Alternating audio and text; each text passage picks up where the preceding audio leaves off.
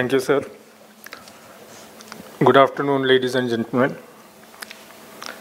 Basically, my presentation, I have tried to keep it short. It will give you a fair overview about fraud trend in India and also certain key reasons why it is happening and what is the EOW's role or perspective on it.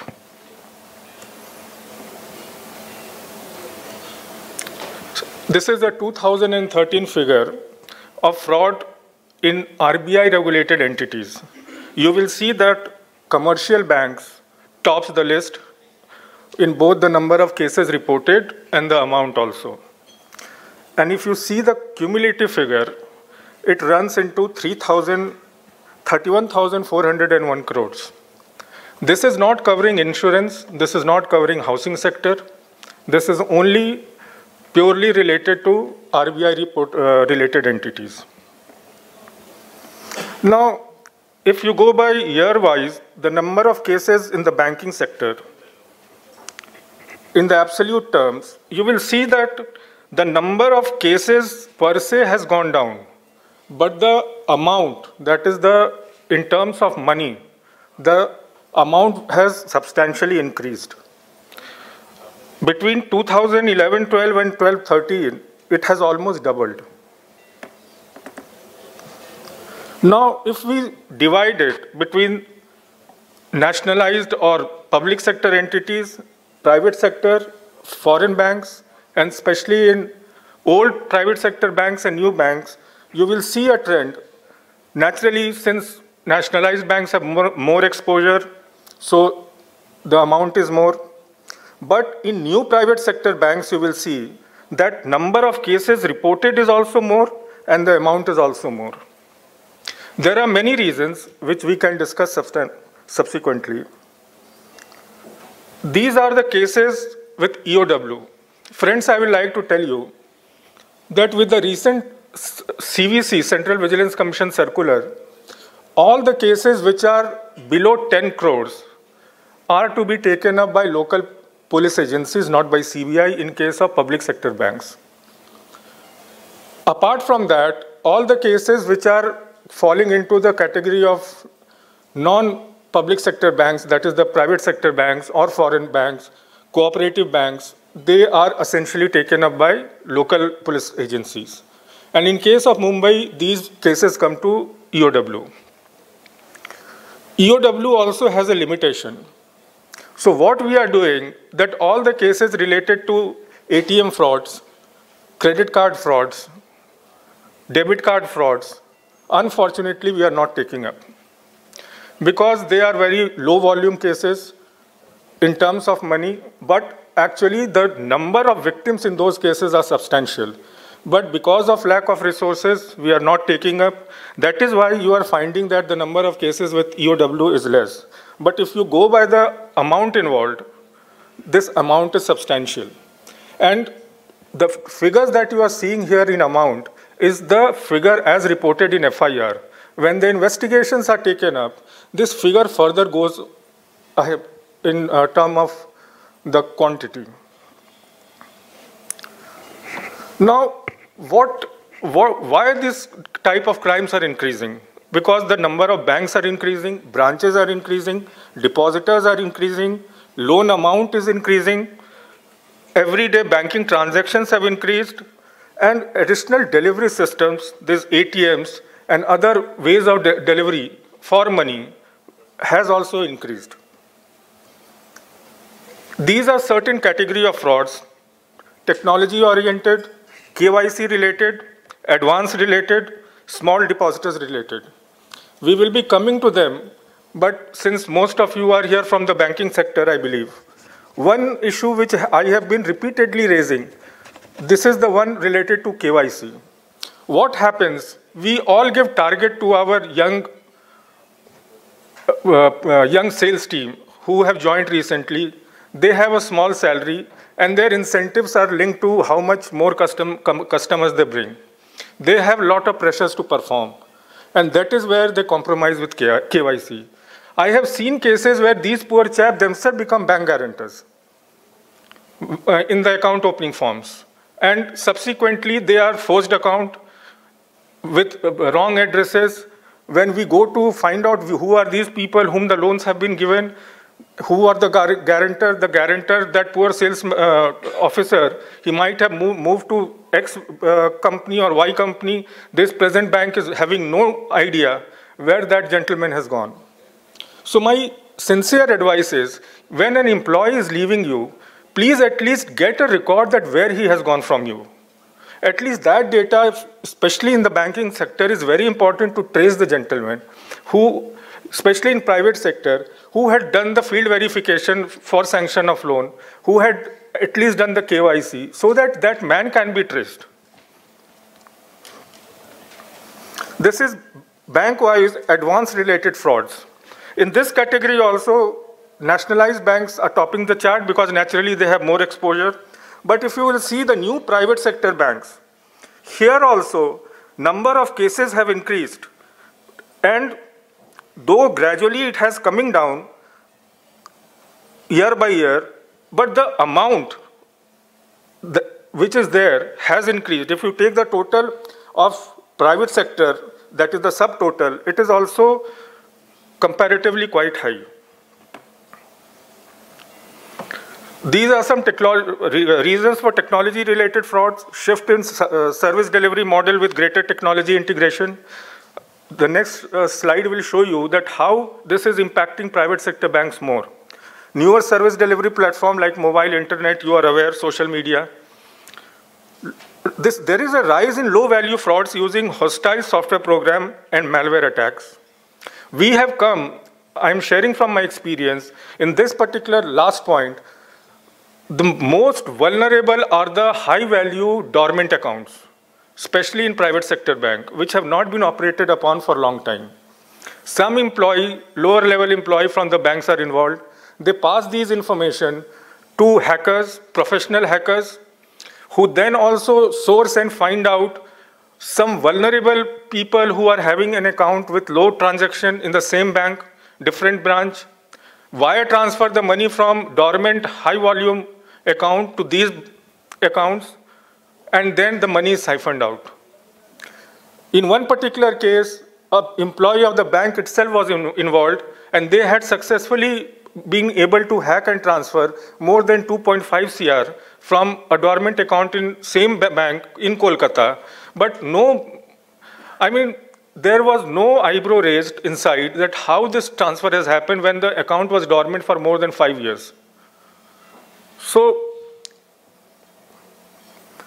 you can see in this technology-related frauds, new private sector banks are having a large number of cases, that is 3,408, though the amount involved is low, because credit card, debit card frauds are mostly reported in these categories, apart from hacking for small amount. But the message that goes, because a large number of people are being defrauded this way, so the message that goes is to a very large number of people, and the image of the bank suffers.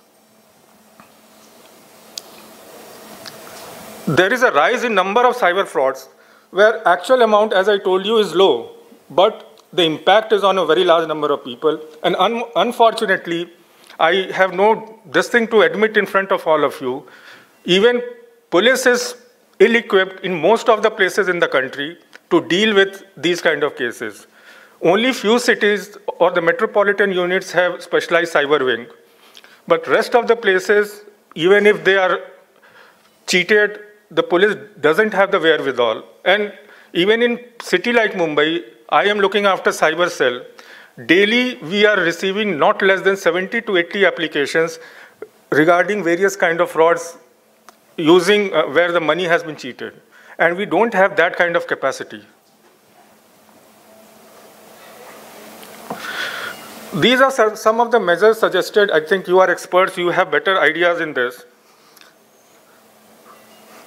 One suggestion which I would like to put forward before you is that when you issue a credit card or a debit card, until and unless the customer himself demands for an international usage, please don't permit that card to be automatically used internationally. Like we have SIM, until and unless person says that I want an ISD on that, that phone is automatically not used outside. If that kind of a system is introduced, then the data theft which takes place here by SIM cloning and by card cloning and others and used elsewhere, to a large extent it can be stopped. I don't know from technology perspective whether it is possible or what has to be done.